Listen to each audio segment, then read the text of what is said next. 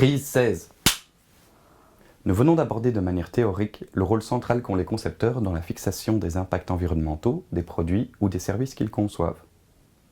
Dans le cadre des modules suivants, nous verrons justement les bonnes pratiques ainsi que les modèles économiques qui servent justement aux concepteurs à intégrer davantage de durabilité dans leur stratégie de conception.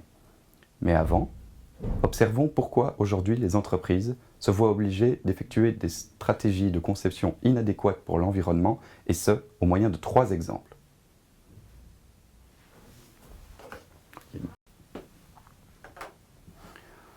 Prise 22. Notre premier exemple nous ramène au tout début du XXe siècle. À ce moment-là, les industriels, galvanisés par le boom des différentes révolutions industrielles, ont fixé la poursuite du profit comme objectif ultime. Et ils constatent que leurs produits sont trop durables pour entraîner un retour fréquent de leurs clients. Ils décident donc, seuls ou à plusieurs, de sciemment baisser la qualité et la durabilité de leurs produits afin de s'assurer un retour client plus fréquent. Ils en arrivent donc à rendre leurs produits plus vulnérables, plus vite passés de mode et moins performants. C'est ce qu'on appelle l'obsolescence programmée, un système qui perdure toujours aujourd'hui au travers, par exemple, des appareils électroniques. Je vous invite d'ailleurs chaudement à regarder l'excellent documentaire fait par Arte intitulé « Prêt à jeter » qui se trouve en annexe de la présente partie.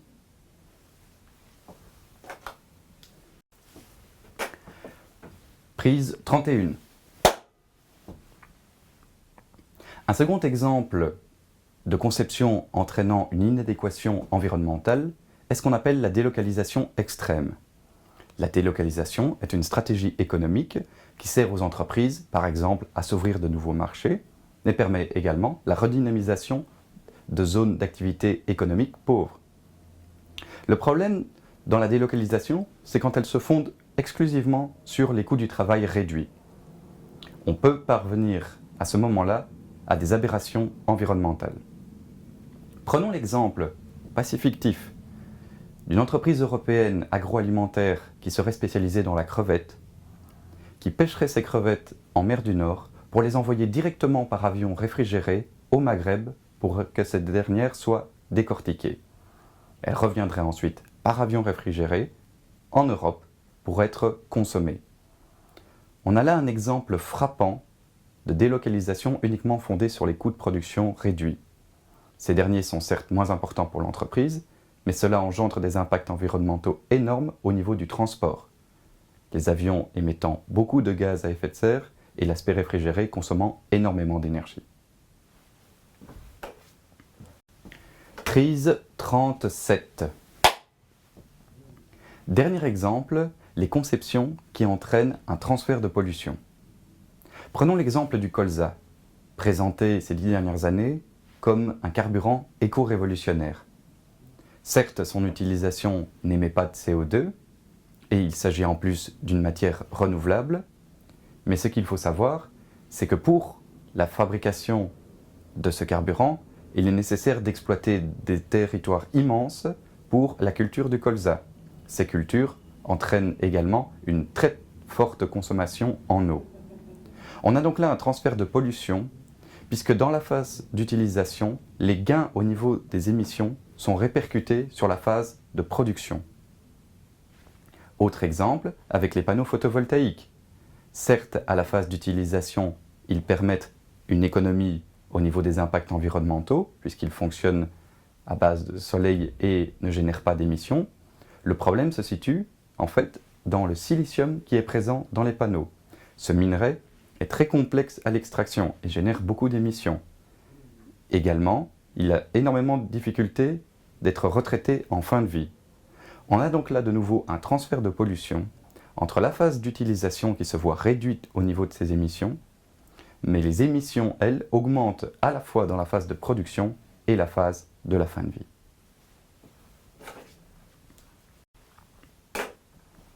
Prise 42. Ces 3 exemples illustrent la situation problématique dans laquelle la plupart des entreprises se retrouvent aujourd'hui. Pressées par un schéma concurrentiel, ces dernières, pour subsister et croître, ne s'octroient que deux choix.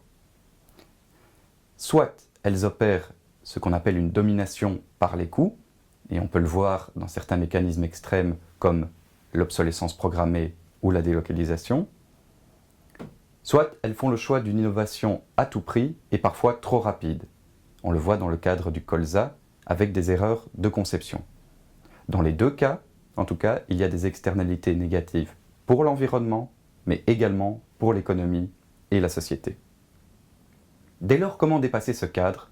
C'est ce que nous allons justement voir dans le cadre de la capsule suivante.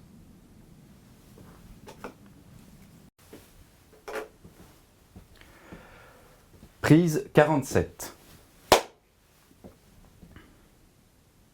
Nous avons introduit dans la conclusion de la capsule précédente la situation problématique dans laquelle se retrouve la grande majorité des entreprises aujourd'hui. Elles sont en effet pressées par un marché concurrentiel extrêmement fort et font soit le choix, pour subsister et croître, d'opérer une domination par les coûts, en proposant donc des produits de gamme intermédiaire à des prix petits, ou alors de choisir une différenciation extrême, souvent dans des marchés de niche qui ne le restent d'ailleurs que très provisoirement, et ce qui entraîne des risques d'inadéquation au niveau de la conception. Nous l'avons vu, cela peut provoquer des externalités négatives sur l'environnement, mais pas seulement. Les entreprises, coincées dans ce schéma binaire, se voient leur innovation amenuisée, préférant jouer la sécurité dans le schéma concurrentiel. Pour le client final, cela est également un problème, puisqu'il se retrouve soit avec des objets de qualité très intermédiaire à des prix abordables, ou alors des objets de haute qualité, mais à des prix extrêmement élevés, ce qui par définition élimine une bonne partie du marché des consommateurs. Prise 51. Il existe pourtant des moyens de dépasser ce cadre problématique, et nous allons en aborder deux. Le premier est ce qu'on appelle l'innovation de valeur. Cette dernière propose aux entreprises non plus de faire un choix entre la domination par les coûts ou la différenciation, mais de combiner les deux au travers d'une même dynamique.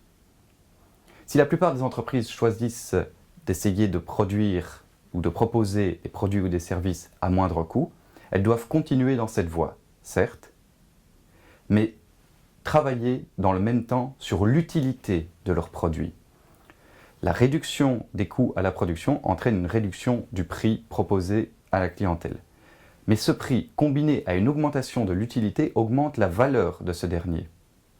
C'est donc à la conjonction entre la réduction des coûts et à l'augmentation de la valeur du produit qu'on a la véritable innovation et qui permet à l'entreprise de se différencier de manière durable dans le temps. Prise 60. Durable dans le temps, certes, mais pour être durable au sens premier du terme, c'est-à-dire tant au niveau environnemental, économique que sociétal, l'innovation de valeur doit être couplée à un autre élément qui s'appelle le découplage de la croissance. Ce terme découplage de la croissance a été évoqué pour la première fois dans les années 70 lorsque le Club de Rome, un groupement d'experts internationaux, a observé nos pratiques en matière de consommation et d'exploitation des ressources. Ils ont établi dans leur rapport que la planète n'aurait bientôt plus les capacités de pourvoir à nos pratiques d'exploitation de ces ressources. Et cela se vérifie aujourd'hui, nous l'avons vu dans le cadre de la première capsule. Ils pointent donc dans leur rapport l'urgence environnementale à réfléchir sur nos pratiques consommatoires et productrices en essayant de réduire au maximum l'emploi des ressources naturelles ainsi que nos émissions sur l'environnement. C'est la première fois dans l'histoire que l'on parle du fait qu'il est impossible d'opérer une croissance économique infinie avec des ressources finies. Et la question du découplage donc est bien là. L'enjeu pour les entreprises aujourd'hui, c'est de parvenir à une croissance économique découplée de l'extraction des ressources et des émissions. Prise 68. En guise de conclusion, nous pouvons dire que la pression concurrentielle et la finitude des ressources nécessaires aux entreprises pour proposer leurs produits ou leurs services sont justement des opportunités d'exercer enfin une réelle innovation durable. Cette dernière sera fondée donc sur une innovation de valeur, d'une part, mais également sur un découplage entre la croissance économique de l'entreprise et l'extraction des ressources ainsi que les émissions sur l'environnement. Mais comment parvenir à cette innovation durable ? Eh bien, il existe justement toute une série de nouveaux modèles économiques qui servent aux concepteurs à intégrer concrètement cette innovation durable dans leur stratégie de fonctionnement. Nous aborderons ces différents modèles économiques durables dans le cadre des modules suivants, mais nous terminerons ce module par une représentation schématique de ces différents nouveaux modèles économiques durables afin que vous puissiez vous les représenter ainsi que leurs interactions et disposer d'une carte qui vous aidera dans le reste de ce MOOC.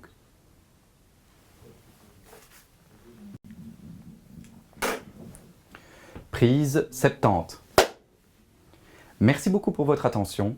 On se retrouve donc dans la capsule suivante, mais en attendant, je vous invite à consulter les différents documents relatifs à l'innovation de valeur ainsi qu'au découplage de la croissance.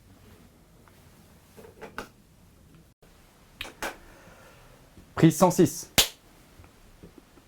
Merci à vous d'avoir suivi ce module introductif consacré aux enjeux d'un développement économique durable.